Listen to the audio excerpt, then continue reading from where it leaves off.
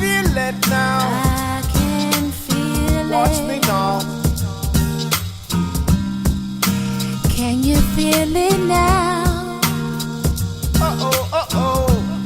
In the air, the love is flowing. The love, the love, the love. Flowing all around. You got me wanting more and Uh-oh, uh-oh.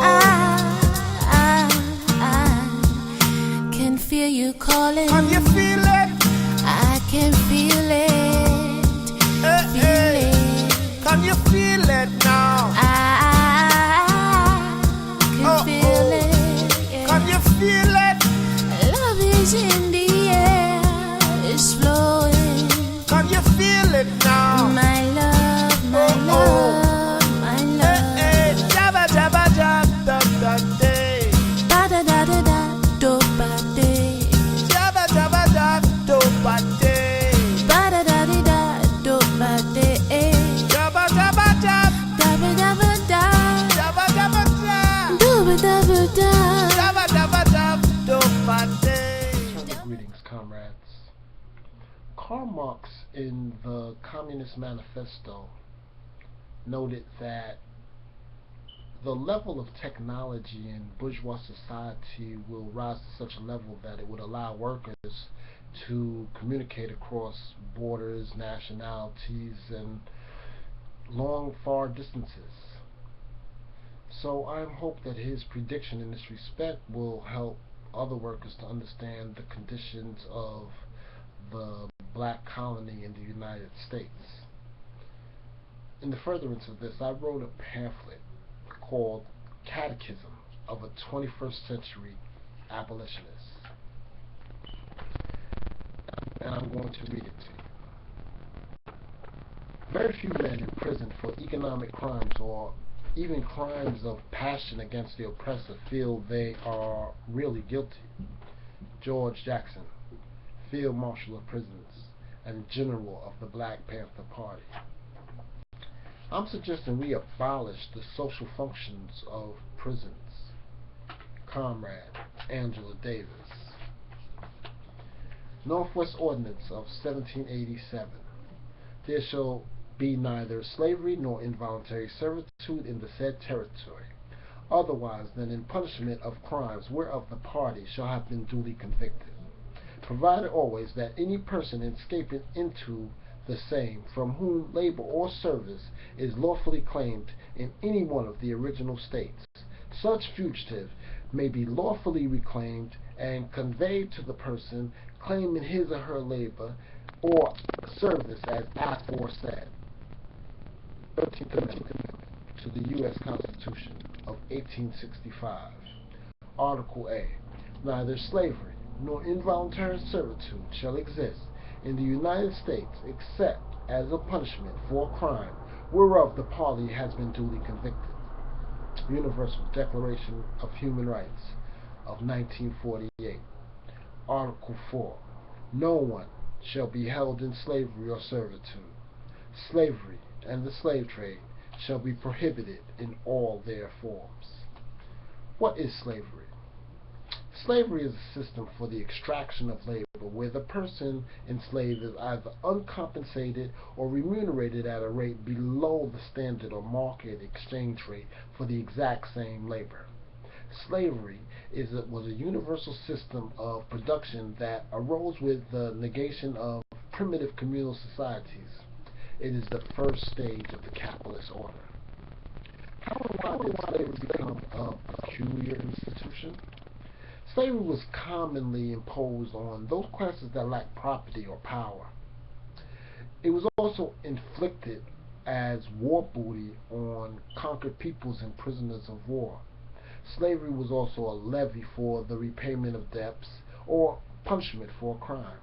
When the European imperial powers needed a labor force to colonize and settle in what they called the New World, they created pseudo-racist philosophies that viewed Africans as inferior, subhumans, and beasts of burdens, introducing practices to permanently enslave darker peoples with special emphasis on anyone retaining even a drop of African blood. Hence, Although all nationalities and races was once subject to the ravages of slavery, due to law and custom in the United States of America, being black became synonymous with being a slave. When did slavery in the territory now known as the United States of America arrive?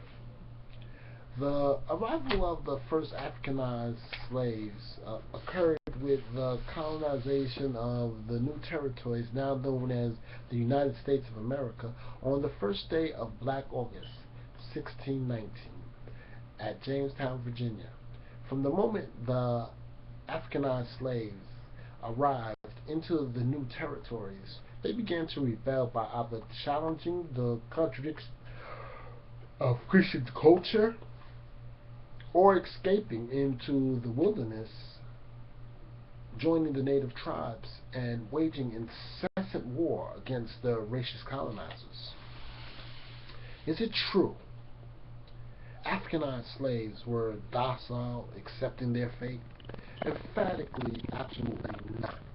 The African captives merely went into battle mode, even long before touching the shores of North America.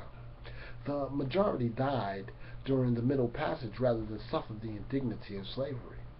The captured condemned slave formed marooned societies in the mountains and woods, and the rebel slave waged incessant guerrilla war on the colonial powers.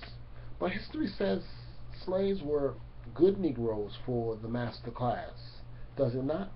Yes, but this is a false history designed to negroize the captive, to give the appearance of passivity and inferiority. This was done to denigrate the humanity of the descendants of slaves and deny the fact that any positive or progressive contribution to history, other than being a servant to a superior master race and class who built everything using slave labor. Was the war between the states, the Civil War, fought to end slavery? No. Old dishonest Abe, Abraham Lincoln, the slave master in chief, always made it clear he did not desire to end slavery, but only sought to maintain the union of the states. Conversely, it was actually the Southern Confederacy that initiated war between the states. This was due to the competition posed by the Northern industrialists by introducing embargoes, forming international alliances, and encouraging disenfranchisement among the slaves. The rebellious slave had always been a burden on the American Republic, with over 100,000 fleeing between 1810 and 1860. The war between the states was simply a competition between competing capitals, agrarianism and industrialism. So then, what were the Emancipation Proclamation and the 13th Amendment to the U.S. Constitution? The Emancipation Proclamation was a war strategy. It lacked authority to free even a single slave, as the 10 states in which it was proclaimed were also rebel states. Instead, it was deployed as a military tactic to recruit rebellious slaves to the Union Army, over 200,000, and encouraged other rebellions in the Confederated States, disrupting the slave power. The 13th Amendment, on the other hand, was an adaptation of the Northwest Ordinance of 1787. This law, the Northwest Ordinance, contained a fugitive slave clause in support of the slave states and continued slavery in the so-called free states as a punishment for crime upon conviction. Slavery, or the slave code, continued in all the states long after the so-called American Revolution and the Civil War. Slavery has continued in the United States to this day. Are you implying that slavery has continued into the 21st century in the United States of America? Comrade abolitionists, I imply nothing. Slavery by any other name is slavery. In the United States of America, slavery is the supreme law of the land. It is constituted under the 13th Amendment to the U.S. Constitution, a mere redaction of the Northwest Ordinance.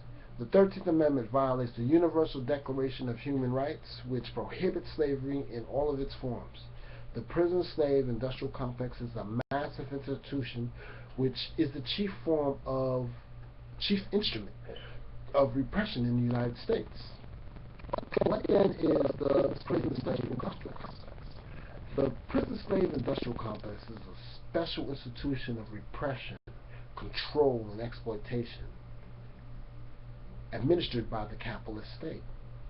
The state itself is an organ of class rule. It is a product of the irreconcilability of class antagonisms. The ruling class, employing the machinery of the state, uses due process of law by means of its criminal justice system to manipulate lumpenized classes into the prison slave industrial complex. This renders all crime, whether a crime of passion, compulsion, or habit, to be a product of pre-existing and prevailing socioeconomic conditions prevalent to any urban development. The prison slave industrial complex comprises all areas of production and control, from the criminal courts, prison facilities, but includes parole and probation departments and other custodial and monitorial systems. The PSIC is the primary vehicle for the continuation of the racist and universal enslavement of the poor and minorities. It lowers the value of labor and constitutes a vast reserve army of labor. What can we do, comrade abolitionists, to abolish slavery? Slavery is an abomination. The international law demands all nations to abolish slavery in all of its forms. The ruling class must accept the repeal of the 13th Amendment and adopt Article 4 of the Universal Declaration of Human Rights.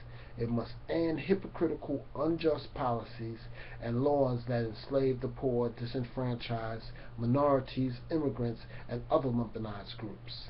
The people must forget their differences and unite to fight slavery. We must demand reparations for historical and contemporary slavery, support the new Underground Railroad, demand enforcement of international law, donate, contribute, and fight slavery by any means necessary. Assist the negation as the primary force in the battle to end slavery and all forms of human bondage. Such is the Catechism of the 21st century abolitionists. Dr. X, Secretary General, negation of the negation. President Abraham Lincoln: my paramount object in the struggle is to save the Union. It is neither to save or destroy slavery.